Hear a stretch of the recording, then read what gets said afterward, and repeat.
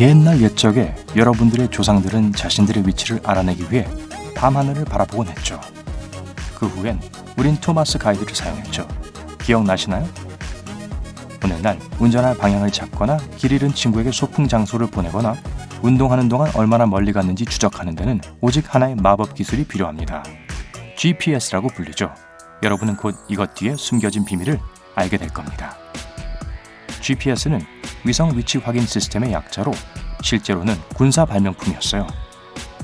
첫 번째 이름은 나브스타였고 첫 번째 위성은 1978년에 발사되었습니다.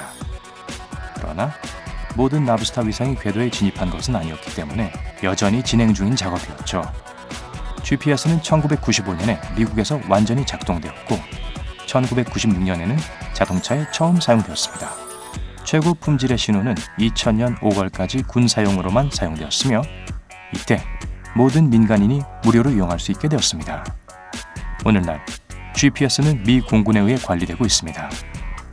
많은 현대 수신기들은 세계 어느 곳에서도 정확성을 완벽하게 하기 위해 GPS와 러시아의 글로나스 위성 두 가지를 모두 이용합니다. GPS는 제대로 작동하기 위해 인터넷 연결이나 전화 신호가 필요하지 않아요. 하지만 같이 사용하면 더 효과적이죠. GPS는 말 그대로 어디에나 있으며 이제 여러분은 당신의 자녀나 알츠하이머 병을 앓고 있는 친척들을 추적하기 위해 GPS 깔창도 구입할 수 있어요. 어떻게 작동할까요? 간단히 말해 GPS는 세 가지 기본 구성 부분을 가진 시스템입니다. 위성, 지상국, 수신기죠. 오늘날 인공위성은 우리의 조상들이 자신들의 위치를 알아내기 위해 사용했던 별과 별자리와 같아요. 특정 시간에 특정 장소에 있어야 하는데 이게 중요합니다. 지상국은 레이더를 이용해 위성이 실제로 있어야 할 곳에 있는지를 알아냅니다. 여러분의 전화기 또는 차에 있는 수신기는 위성으로부터 그들이 얼마나 멀리 떨어져 있는지를 결정하기 위해 신호를 따릅니다.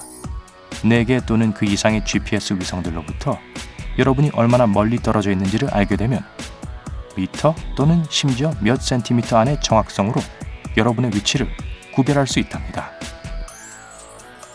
GPS 시스템에는 32개의 활성 위성이 지구 주위를 돌고 있습니다. 그중 24개는 핵심 위성이며 나머지는 다른 위성에게 무슨 일이 일어날 때를 대비해 8개의 비상교체 역할을 합니다. 지속적인 유지보수와 수리가 때로 필요하지만 그럼에도 불구하고 겨우 10년 정도밖에 지속되지 않습니다. GPS는 비가 오던 해가 뜨던 어떤 날씨에도 작동하지만 한 가지 중요한 조건이 있는데요. GPS가 3변 측량 메커니즘을 사용하기 때문에 정확한 위치를 계산하려면 지구상에 있는 수신기는 최소 4개의 위성을 봐야 합니다. 걱정하지 마세요.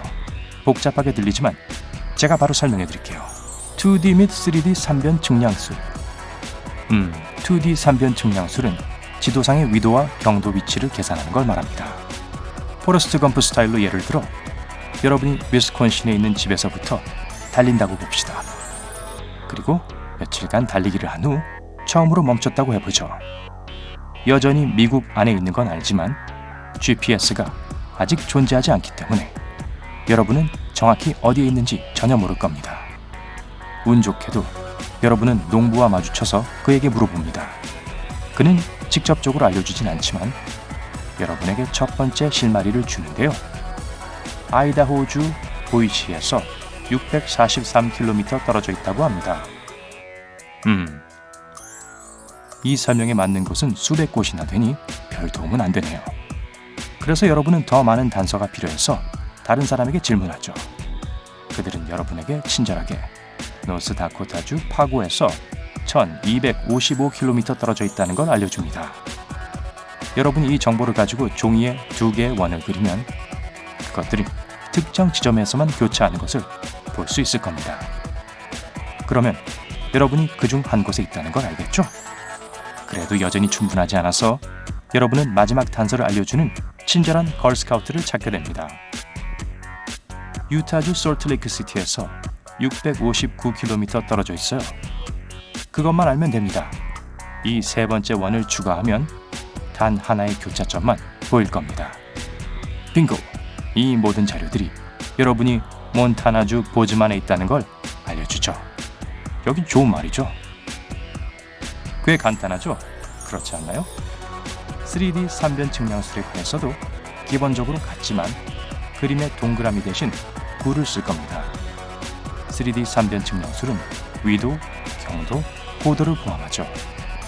앞에 이에서 나온 반지름들이 모든 방향으로 뻗는다면 1년의 3D 구를 얻게 됩니다.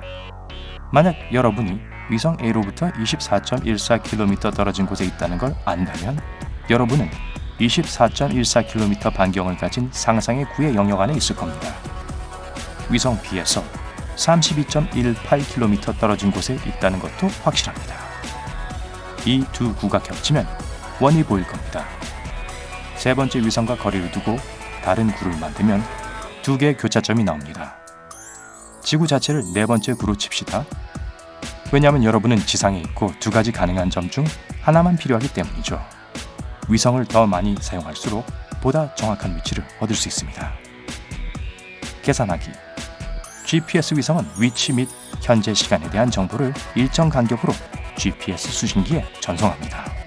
수신기는 신호의 형태로 정보를 얻습니다. GPS 수신기는 GPS 위성에서 나오는 무선 신호를 분석하여 두 가지 중요한 것을 알아내는데요.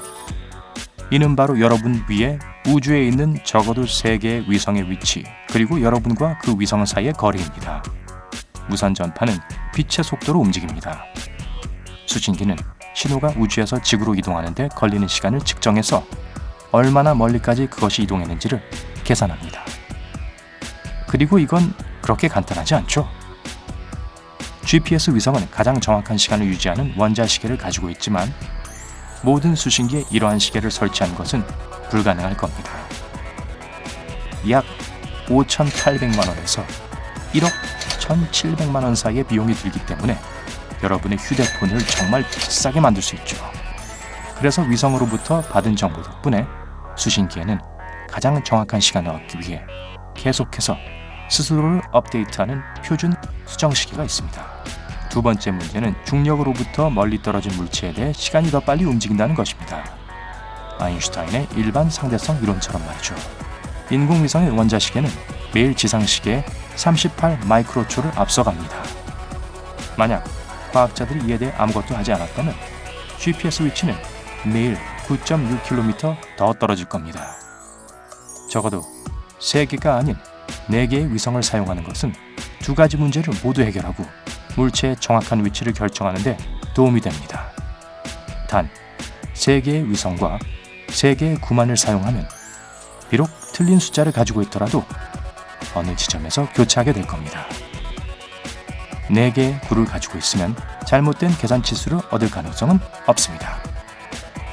한 가지 더 말씀드리자면 위성이 수신기에서 얼마나 멀리 떨어져 있는지 아는 것이 중요할 뿐만 아니라 정확히 위성이 어디에 있는지 아는 것도 중요합니다. 사실 이 작업은 그렇게 어렵지 않아요. 왜냐하면 위성은 예측 가능한 궤도를 가지고 있기 때문이죠. 수신기에는 GPS 연감기가 있어 위성들이 곧 어디에 있어야 하는지를 추적합니다. 달과 태양의 중력은 궤도에 약간의 영향을 미치지만 국방부는 그것을 해결하고 위성 신호와 함께 모든 GPS 수신기에 업데이트된 정보를 보냅니다. GPS는 사람과 물체의 가장 정확한 위치를 결정할 뿐만 아니라 100억 분의 1초 내로 정확한 시간 신호를 보냅니다. GPS에 있는 것과 같이 원자 시계에서만 더 정확한 시간을 얻을 수 있습니다. 은행 시스템, 전력망 및 무선 통신망 모두 동기화된 통화 전환에서 정확한 타임스탬프 처리 과정까지 작업을 위해 GPS에 의존합니다. 그리고 이건 보너스입니다. 비록 이것이 믿을 수 없을 정도로 정확하고 유용하지만 때때로 GPS는 사람들을 예기치 못한 장소, 특히 시골 지역으로 데려가기도 합니다. 길을 잃은 적 있으세요? 저도 있어요. GPS가 진흙길과 정확한 도로를 구분하는 것은 어려울 수 있는데요. 운전자와 승객들에게 그 결과는 상당히 불쾌하죠. 예를 들어 스위스에서 온 화물차 운전사는 한 번은 버건 선 위에 있는 자신을 발견했어요. 그는 앞으로 또 뒤로도 갈 수가 없었는데 그래서 도움을 요청해야 했고 결국 중화물인양 헬기가 그를 구했죠. 그는 구조대원들에게 GPS가 그를 큰 길에서 벗어나게 했고 돌아가고 싶어도 그럴 수가 없었다고 설명했죠. 워싱턴주 벨뷰에 사는 3명의 숙녀는 헬리콥터를 기다릴 시간이 없어 가라앉는 메르세데스 벤츠 SUV를 버리고 가야만 했어요. 그들은 자정이 넘은 시각에 운전하고 있었고 도로가 잘 보이지 않았는데 GPS가 알려준 곳은 보트를 띄우는 곳으로 바로 호수 속으로 운전해 들어가게 된 거였죠. 또 다른 이야기는 호주에서 일어났는데 3명의 일본 학생들이 차로 노스 스트라드부룩 섬으로 가려고 했죠. 그들의 GPS는 한 가지 세부사항을 무시한 경로를 제안했는데요. 썰물 때는 괜찮아 보였던 섬과 대륙을 구분하는 물과 진흙이 바로 그거였죠. 트럭 운전사에 의해 구조되었습니다. 네, 기술은 최고죠. 작동할 땐 말이에요. 여러분은 GPS 서비스를 많이 이용하나요? 아니면 이것 없이도 살아남을 수 있을 것 같으세요? 여러분의 의견도 댓글에 남겨주세요. 오늘 새롭게 알게 된 것이 있다면 영상에 좋아요를 누르고 친구와도 공유해주세요. 잠깐만요. 아직 가지 마세요. 여러분이 확인해야 할 2000개 이상의 멋진 영상이 기다리고 있습니다.